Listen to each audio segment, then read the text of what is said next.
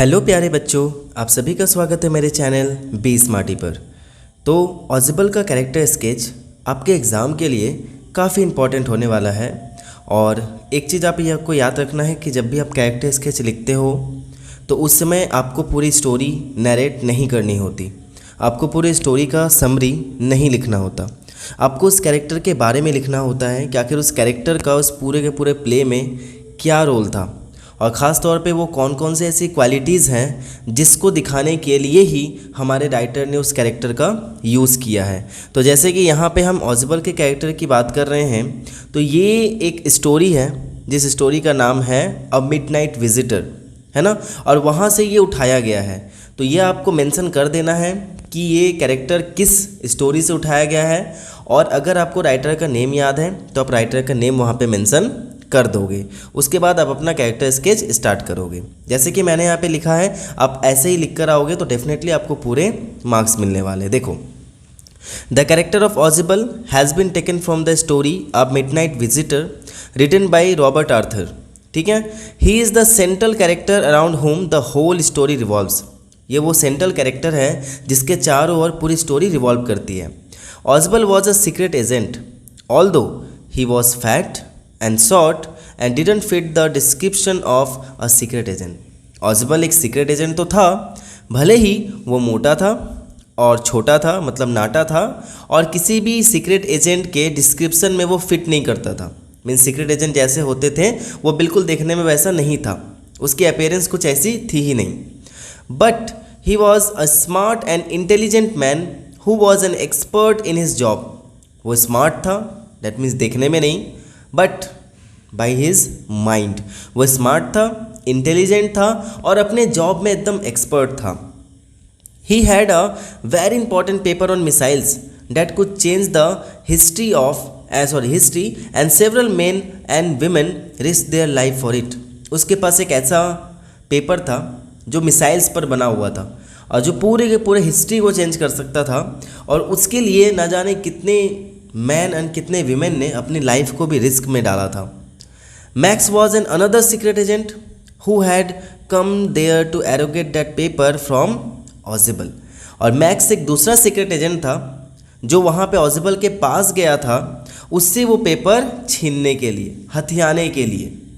But using his witness Ausable fabricated a story of police standing outside and surprisingly Max believed it too and tried to get down from the window to the balcony.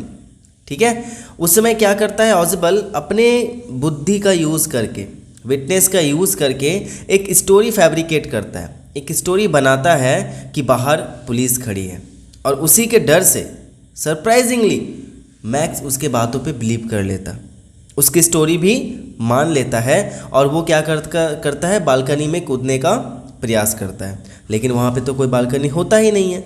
Unfortunately he fell down on to the ground from the 6th floor as there was no such balcony there.